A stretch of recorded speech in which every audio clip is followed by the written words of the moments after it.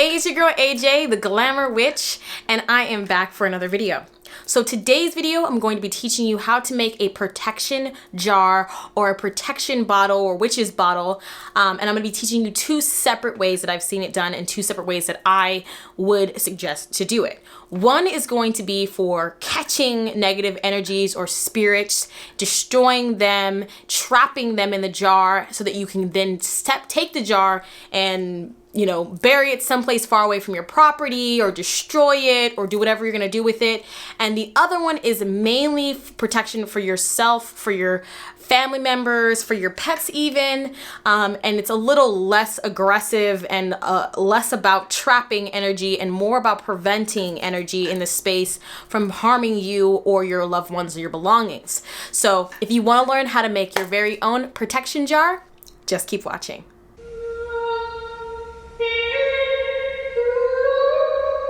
So I want to first start by saying these two jars are going to be programmed different ways and they're going to require different types of ingredients. One is going to have more heavy, potent exorcism type ingredients, spicy, hot, curse or hex breaking ingredients. And the other one are going to have ingredients that are going to be protective, but not so much meant to destroy or to trap or to catch anything. It's more to prevent and to create a vibration and a space of protection for you and your loved ones. So you get to choose and decide which one was going to work best for you.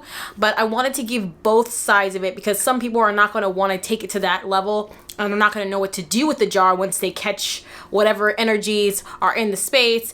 And some people are going to just want something that's a little bit more for their situation and for their families that they can kind of keep around the space that doesn't look weird or crazy or whatever the case may be. So I'm going to give you guys both, and I'm going to let you guys know what you're going to need. So let's just jump right into it. So to start, you're going to need a mason jar, a petition paper, and a pen. That's very simple, and we're going to start with that.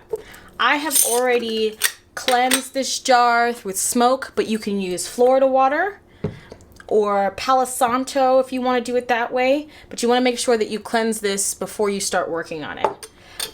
So we have that cleanse, and we're going to write our petition. Now this is going to be the one that you can use for your family, for yourself, for your pets, in a protection around them specifically as an individual. So what you're going to do is you're going to write your name and your birth date 3 times. Okay. So this is what it will look like. 3 times like this, okay? So because we are going to be sending this protection towards ourselves, we're going to turn it to the right, and we are going to write our petition or what it is that we want this jar to do for us over our name and our birthday. So now that we have written our petition, we are going to then turn it one more time, and we're going to endorse this petition. Now, that's just simply going to be signing your name 3 times. Now your petition is ready. You're going to fold this towards yourself, turn it to the right, fold it towards yourself, turn it to the right, fold it towards yourself. You want to get it down to kind of like a small piece of paper because remember, we're going to be in the jar. You don't want it to be too big in the jar. Now that we have added our petition in here, let's talk about our ingredients. When we're doing a protection working for ourselves, we want to have protection herbs that are going to be in here that aren't going to be harmful to us, right? But at the same time are going to be true protection. So first thing I'm going to be adding in this is going to be sea salt. Try your best to cover it. Okay. Our jar is now covered. Our petition is covered. And that's quite a bit of salt. So depending on how big your jar is and also how big your petition paper is, you want to make sure that the petition paper is completely covered by the salt.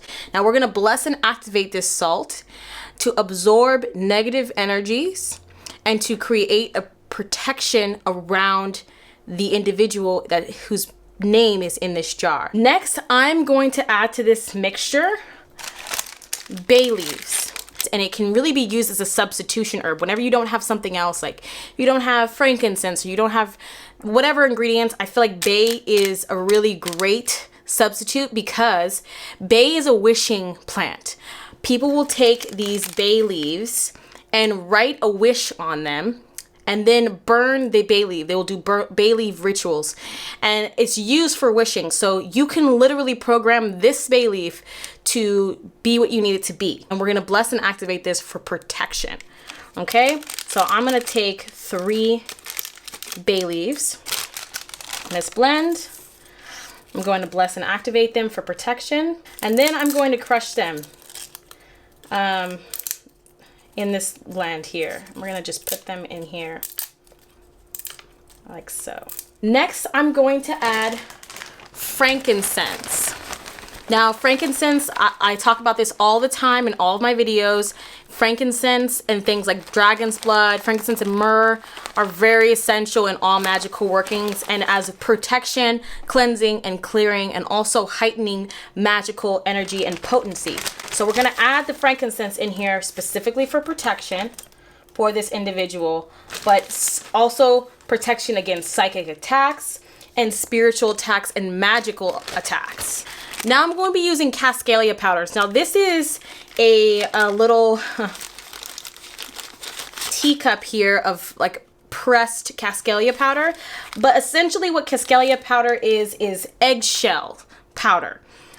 It's ground up eggshell, and I'm gonna find something. Oh, here we go.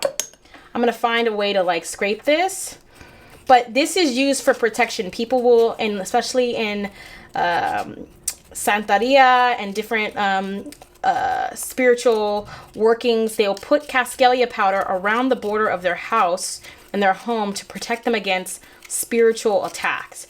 So we're gonna add just a little bit of that. Next, I'm going to add agrimony. Is really great for protection, but it also has a healing element. So I want my health to be protected, not just my physical space and my, me, but I want my health to be protected. So we're gonna add just a little bit of this agrimony in here as well. Now I'm going to add sage.